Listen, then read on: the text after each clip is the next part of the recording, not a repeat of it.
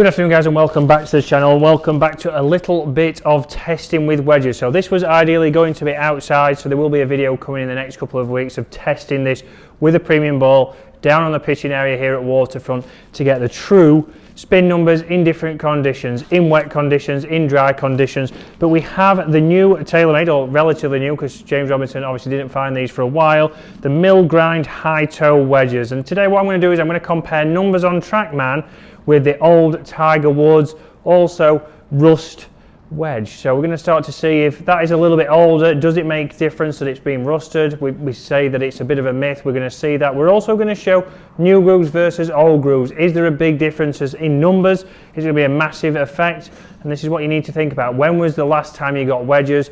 And this is how quick potentially you could lose spin. And when we lose spin, all we've got to do, not everybody can buy wedges every year. I know I certainly can't, but what we can do is we can adjust our landing angle. We'll be aware of that going into a new season. So what I'm going to do here, guys, I'm going to hit a few different shots with this high toe wedge. Again, it has got the full face grooves on, whereas the Tiger Woods one here has not. It's got this is 2 years old now. But we're going to show you the obviously positive things we get from that. So they have got the new and improved ZTP raw groove design. So again, a little bit deeper, a little bit narrower, a little bit sharper to encourage spin. Again, one big thing, I do like these wedges because when we do get the grooves all the way to the toe, depending on your strike, again, when we're around the edge of the green, if I'm cutting across that, we're going to catch more groove, we're going to get more spin on that, and it's going to help us have a little bit more control around the green. You see a shot there, we've hit around about, let's have a quick look, that's carried 34 yards, that has had 2,600 spin on it. So not a long distance, not a big shot, but if I switch wedges now straight away and play the same glancing kind of blow, you'll see there straight away, certainly sounds very different. Let's have a look if that's gone roughly the same distance. So on there, has it gone 36 yards? And we've got 1,800 spin. So straight away, I've not caught any grooves there. That's had a massive effect on obviously the spin generated. That's the difference between that ball running on 5 feet or 10 feet. And as a result, that's going to leave you a longer putt and harder to finish off. So what we want to do now is test these wedges on a little bit of a longer distance. Again, a little bit of a different design here. They have moved the weight in again to help you get as much spin as possible. Try and get it to launch a little bit lower, which as we know, if we can get that launch angle down a little bit, it spends a little bit more time on the face and has time to get a little bit more spin. Again, that's all dependent on your motion. So we've got to put the club into the position where we're going to get the best amount of loft on the face to get it launching low with a lot of spin. So I'm going to hit a shot here now. I'm going to feel like I'm doing a shoulder, so around about a 3/4 one, which is what would be the max I would do with this wedge. Again, straight away there, good solid strike, new grooves. Let's have a look at the numbers. So numbers on screen now, we're going to show that's gone 74 yards carry, gone 83 total.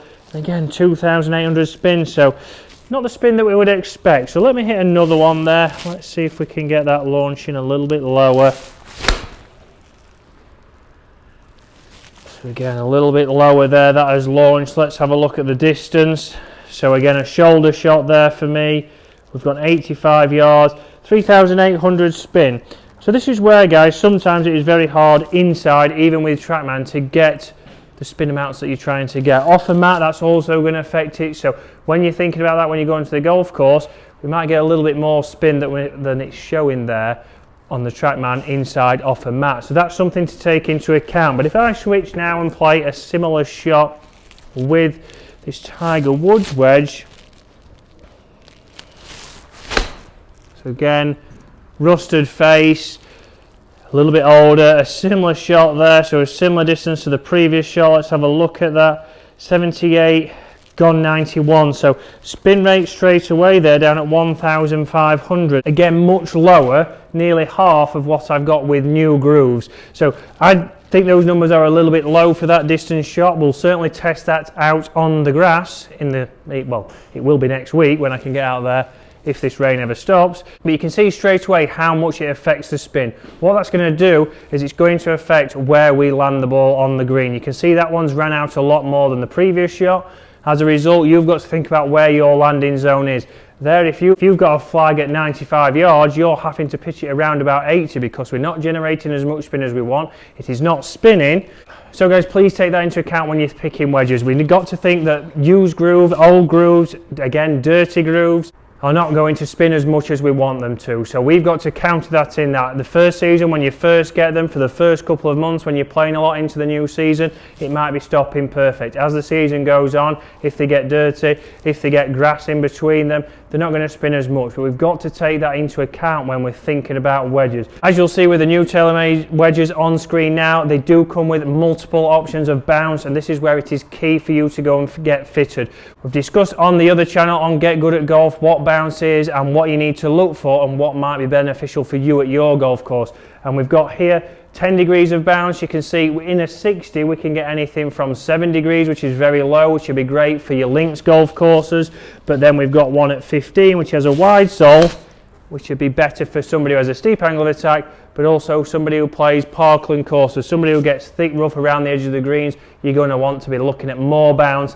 And these wedges, fantastic, look great down at the golf ball, certainly great in that copper finish. And when they rust, although a lot of people will tell you they will get more friction on the face, we're yet to prove that. We're going to get down on the chipping green next week. We're going to test this out, hit some different shots, get some TrackMan numbers. So guys, hopefully you've enjoyed that. Hopefully it's give you a little bit of understanding of the new TaylorMade wedges. They certainly, well, if they don't go in my bag, they certainly will be going in James's bag. And do think about getting the full face wedges. You can get that in the 56 and the 60. You can also get it in a 58. So depending on your wedge setup, it's going to give you a little bit more spin control around the edge of the greens, and that's where it's key. Around the edge of the greens, we want you to be able to control what kind of spin you're going to get. If you like to open that face up, it's going to help you get more spin out of places such as the bunker, out of the rough, even around the edge of the green off a tight lie if you're trying to flop it over something. So guys, hopefully you've enjoyed that. I'm sorry that we couldn't be outside due to the rain, but we will be out there next week testing these out on the TrackMan again and starting to see some numbers. So guys, thank you very much for watching, and we'll see you again later in the week.